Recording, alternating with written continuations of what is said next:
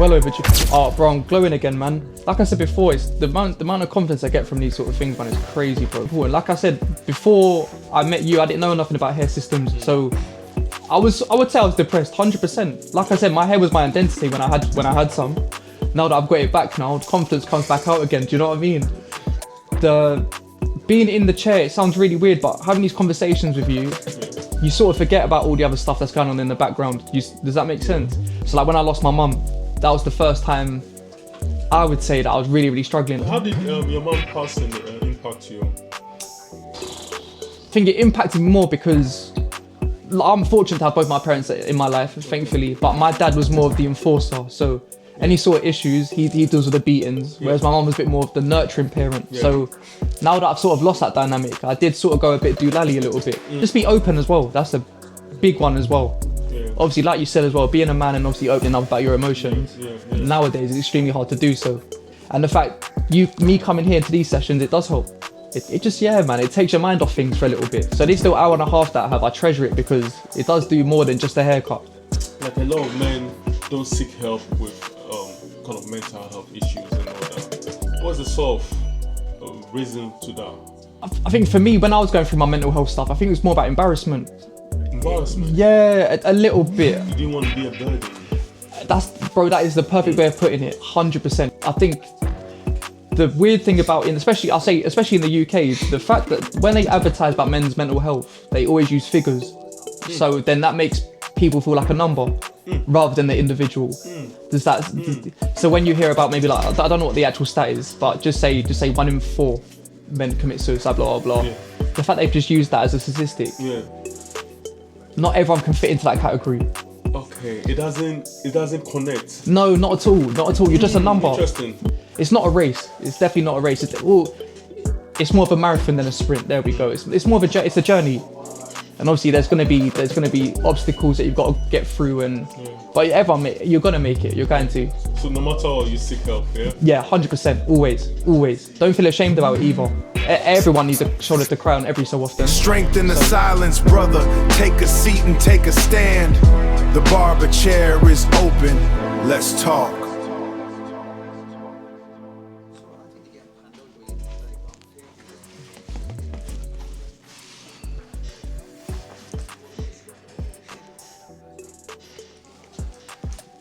Crispy. That's it, man. That's it, bro. Honestly, man. No, but the thing is, I don't even know what I expect anymore, man. It's just always good, innit? Do you know what I mean? It's always top notch. Oh, man. It's needed as well, man. How are you feeling? Well overdue. Oh, bro, I'm glowing again, man. Like I said before, it's the amount of confidence I get from these sort of things, man, is crazy, bro. Honestly, like, I don't smile. You can see by the tan line anyway.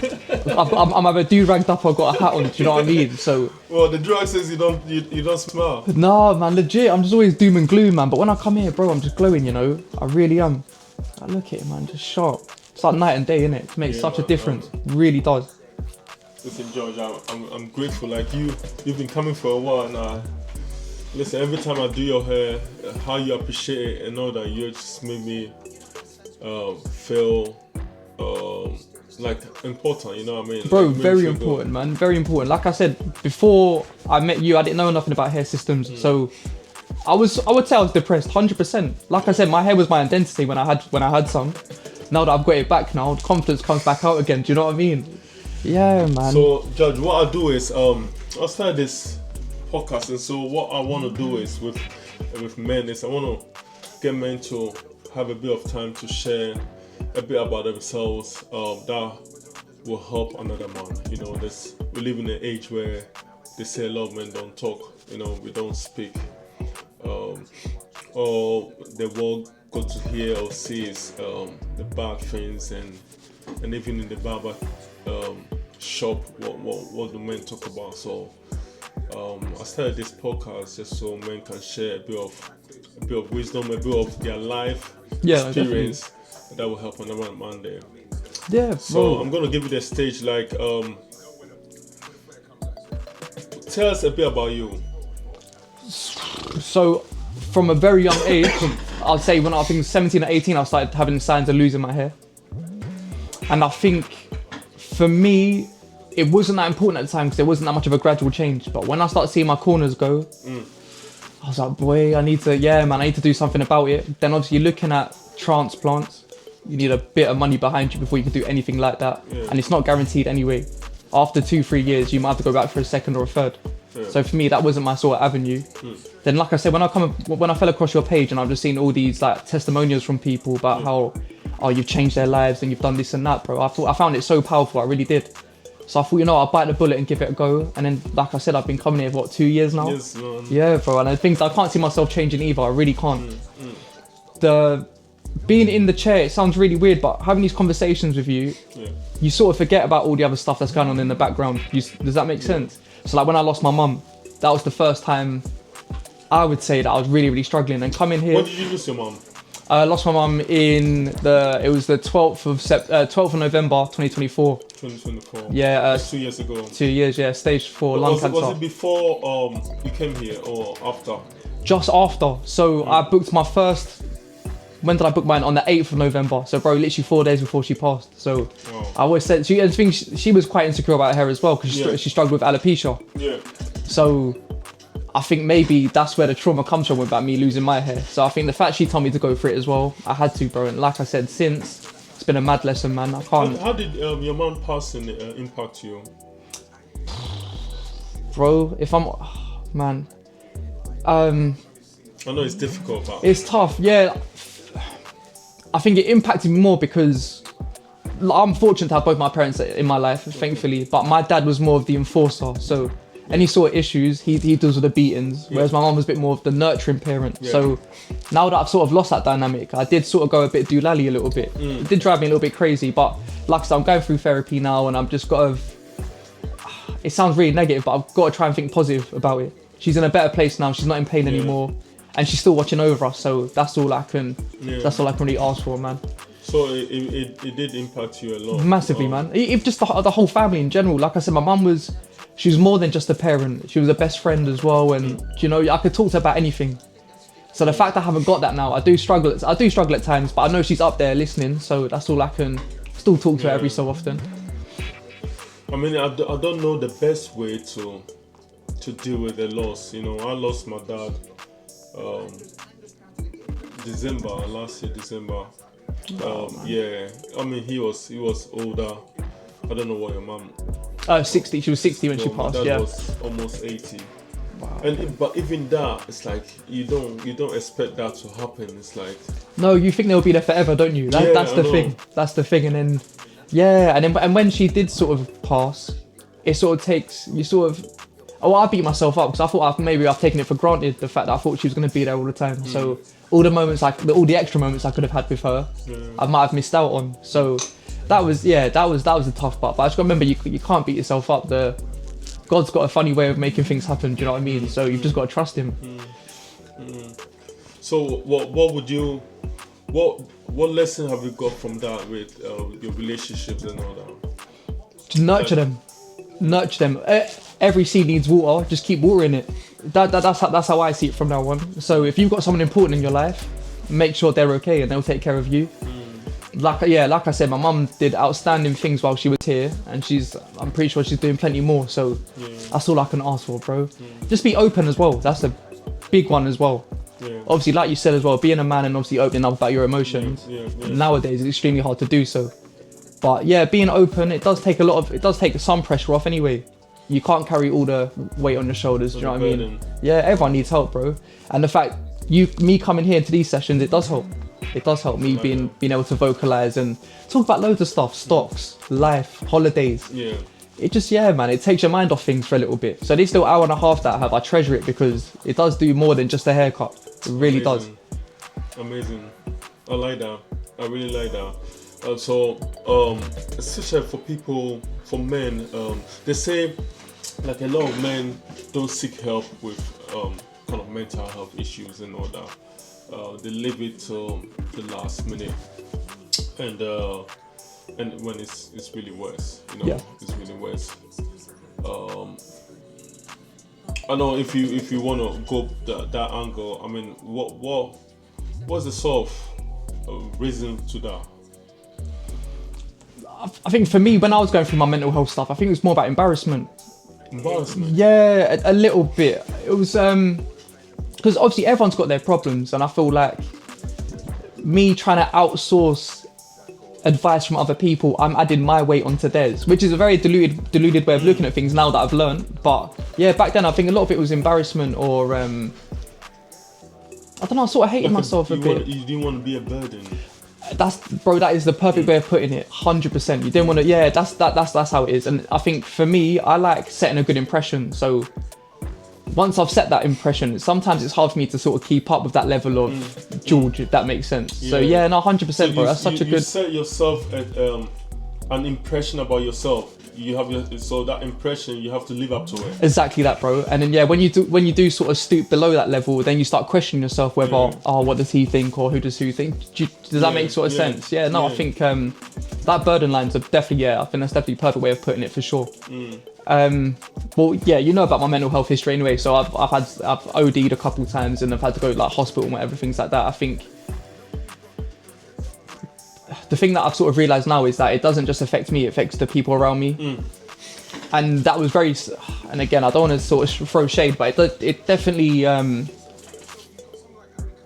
can I say it, man? It's hard to say, but hindsight wise, you don't realise how important you are to other people until something like that happens. Yeah. So like see my dad shed a tear, and see my brother and sister be affected from what happened, going through. From what I was going through. I think that was the big eye opener for me, for sure, 100%. Because if I wasn't here, then, and so just say something were to happen to dad, who would take care of my brother and sister? Yeah. That role would have to fall on me, so I have to be here. You see, like a lot of men go through that, and they feel like people don't care. I mean, you think about suicide, of which a lot of us have had that thought before. To think like no one cares, from what you just shared now, it's like when you went through it and you see your dad sharing tears, it makes you realize, people really care. And if you're not around, how your absence will impact them. 100%, without a doubt, 100%. I think the weird thing about, especially in the UK, the fact that when they advertise about men's mental health, they always use figures. So then that makes people feel like a number rather than the individual. Does that? So when you hear about maybe like, I don't know what the actual stat is, but just say 1 in 4 men commit suicide, blah blah blah. The fact they've just used that as a statistic. Not everyone can fit into that category. Okay, it doesn't connect. No, not at all. You're just a number. Interesting. You're just a number at that point. Whereas if they maybe worded it a different way to make you feel a bit more of a connection to that stat, then I think a lot of people would be a bit more open to it. And so that means that people kind of sharing their story, people opening up, individuals, even people who are celebrities, whoever they are opening up. That will kind of resonate more with men, without doubt. The figures like. Yeah, of course, 100%. And the thing is, hopefully, with most of the fiddles that you do anyway, I've related to quite a few of them. So, yeah, like you said, having that sort of connectivity with people and hearing their story behind it, you can sort of then jump back and relate to what they've been through and see how maybe that route that they've taken originally, maybe you can differ from that or go down the same path, which is a bit more beneficial. It's just, 100%, resonate a bit. Stories are made to be told. And they're made to be listened, so. I love that. I mean, this is why we have this platform, so men can speak and all that. No, well done, man. I mean, how's it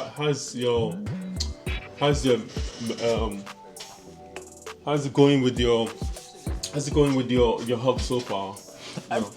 Like I said, so obviously when I first come to you, I wasn't in the best shape, obviously from losing mum. But I think going through therapy and, like I said, coming here and just voicing it and just getting the pressure off your shoulders, you don't feel as heavy. You do feel a bit more. I mean, to add to that, I mean, when you first came, I noticed it. I will not. I noticed it, and I hope I was able to kind of not relate, but kind of make you feel comfortable. And you being able to speak about your experience. Did I do a good job there? Without a Pokz. So prior to my first session with you, I never opened up like that before. Wow. So like I said, the fact that you made me feel so comfortable and at ease, I found it easy. It just come out sort of thing. And then like I said, I felt so much lighter coming out of that session. And then obviously you mentioned about how well, you gave me some links to like obviously to church and going to services and things like that. I think you didn't have to do that.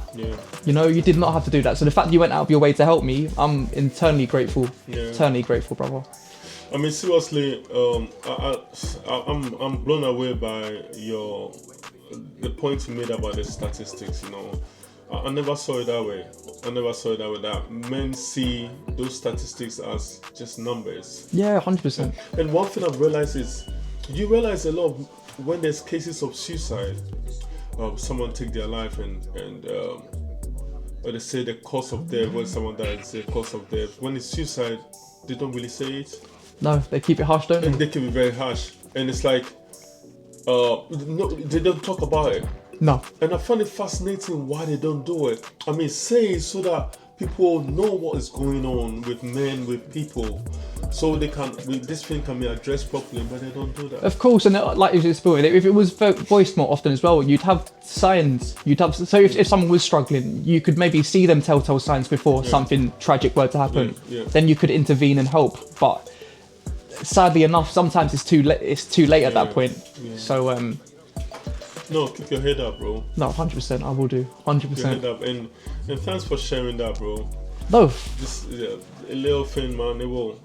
Because a lot of men, at some stage, you're gonna struggle with mental health, man. Of course. So what do you do? It's always lurking. It's always lurking. So with your experience with therapy and all that, what would you say? You just dial a number. You just call someone to help. Yeah, I went down more of the NHS route. So I got referred through my GP and blah blah blah blah. But sometimes therapy can just be calling a friend. Yeah. Therapy can just be just going for a walk. Therapy can be just listening to music. Yeah. It's about how you find an escape from what you're feeling at that moment. Yeah. And then bring yourself back to that base level of, okay, I'm okay. I've got this sort of thing. And then that's how you progress. Yeah. I think previously, before my first session, what I was doing, I was very stagnant. One day I'd be really low. Then I'm always trying to find that buzz to bring myself back up. Yeah. And then it's hard to maintain that buzz. Yeah. Then I'll stoop back down and I'm even lower now. Yeah. Whereas, you need, I think the main thing for me is, or trying to address to people is just find that baseline, find somewhere that you're comfortable. And then once you've got that comfortability, then you can start getting the building blocks out and progressing. And it's not a race. It's definitely not a race. It's more of a marathon than a sprint. There we go. It's more of a journey. And obviously there's gonna be obstacles that you've got to get through, but you're gonna make it. You're going to. So no matter what, you seek help, yeah? Yeah, 100%. Always. Don't feel ashamed about it either. Everyone needs a shoulder to cry on every so often. I like that. So yeah, man, go for it. Outreach. I like that. Nah, bro. Pokz, love, man. Honestly. No, thanks for coming, man. Thanks for sharing this little. This is helpful, man. This is helpful. I mean, the boldness for you to share your mental health struggle to everyone. I love that, man. Yeah, 100%. If no one can connect to it, then so be it. But I'm hoping it will find an audience that can connect to it. Most men will connect with it. Yeah, see, because we all need help. We all have to open up, wherever their level is, wherever it is. We all have to open up. So your courage and your courage to sit down and just open up. That's great. Yeah. Mate, but like I said, if it helps, it helps. Yeah. And stay healthy. Mate, that's the aim. That's the aim now. That is Keep the aim. coming, bro. I got you, bro. I got you. Strength in the silence, brother. Take a seat and take a stand. The barber chair is open. Let's talk. How's your trim, bro? Bro, it's sharp as always. You ain't even got to ask me that question, Pokz, man. Honestly, it's always sharp. Always sharp. That's it, bro. No, 6:30. I'll say 6:30, bro. When was your first client? That's 6:30. Yeah, bro. I have to, bro. You guys won't need me, man. I have to come, man. Looking good, bro. No, always, man. Always. It's been too long since I smiled like this, man. Honestly, Pokz. Way too long, man. Hey, get that in the video.